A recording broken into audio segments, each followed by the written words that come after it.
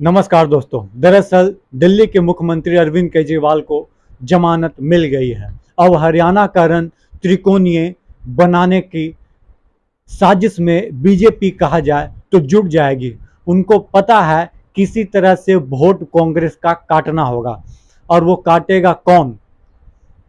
केजरीवाल जी, चौटाला साहब, जेजेपी, इन्हीं लोग काट सकता है। जिससे डायरेक्टली न इनडायरेक्टली बेनिफिट किसको मिलेगा?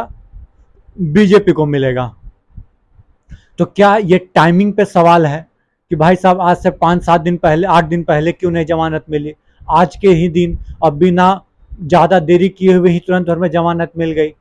जमानत मिल गई है, अब डायरेक्ट जो है गाड़ी निकलेगा और कहाँ पहुंचेगा? हरियाणा में पहुंचेगा। अकेले लड़ रही है आप आम आदमी पार्टी, और इससे वोट बटने का चांसेस बहुत ज़्यादा। हालांकि आप बोलिएगा कि आम आदमी पार्टी का वहां पे है क्या? है कुछ भी नहीं।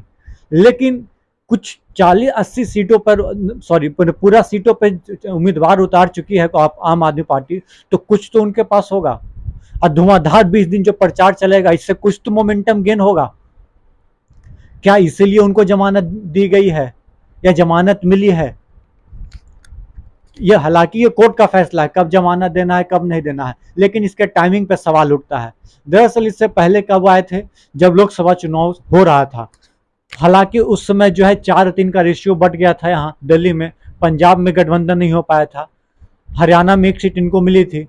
जब इनको एक सीट मिलने के बाद, जो पिछली बार इनका 1% नहीं था वोट प्रतिशत, 3% पहुंच गया, जो कि कांग्रेस का घट गया आम आदमी पार्टी के कारण। दरअसल मैं आपको बता दूं, 35 से 36% जो है वोट परसेंटेज शेयर किसका था? बीजेपी के पास था 2019 के विधानसभा चुनाव में। और सीटें क्या थी? 41। और इस बार क्या है, उसको यदि पूर्ण बहुमत पाना है, 45 पूर्ण बहुमत यदि लाना है, तो उनको वोट और परसेंटेज बढ़ाना होगा।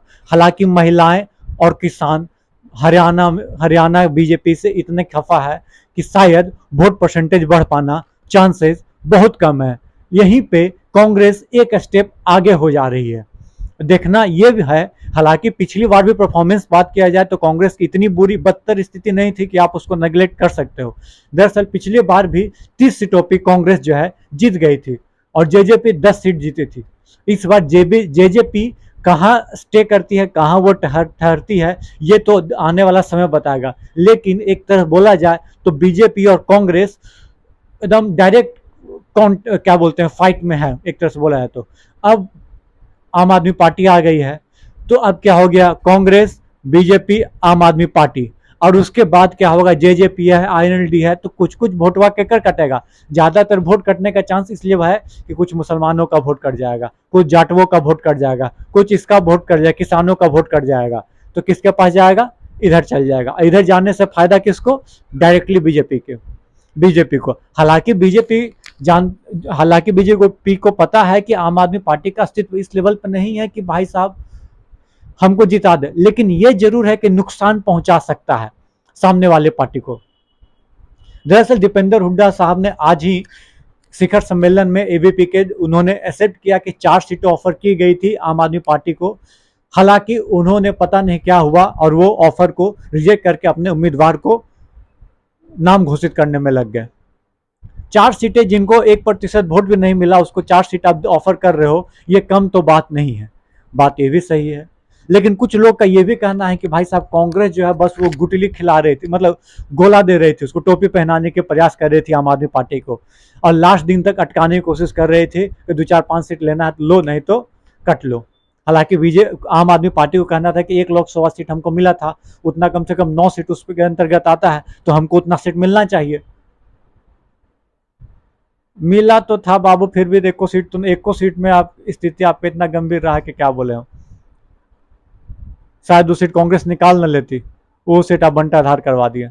आम आदमी पार्टी के कहा जा रहा सबसे ईमानदार नेता जेल से बाहर आ रहे हैं। पहले 50 दिन और अब 100 दिन। 1 जून को वो जेल चले गए थे। आज ये सितंबर का कितना तारीख हो गया? 13 तारीख हो गया। लगभग 150 दिन, लगभग 5 महीने जेल में रहकर आए हैं। सीबीआई ने हालांकि सुप्रीम कोर्ट ने हालांकि शर्त ये रखा है कि आपको सीएम आवास नहीं, सीएम क्या बोलते हैं, सचिवालय नहीं जाना है, कोई फाइल पे दस्तखत नहीं करना है, कुछ ऐसा नहीं करना है। ये रिस्ट्रिक्शन के साथ उनको बाहर निकाला गया है। अच्छा, आपका क्या कहना है कि भाई आम आदमी पार्टी को आने से किसको नफा होगा, किसको नुकसान होगा? प्लीज कमेंट बॉक्स में कमेंट करके जरूर बताइएगा आप अपना पॉइंट ऑफ व्यू। धन्यवाद। जय हिंद, जय भारत दोस्तों।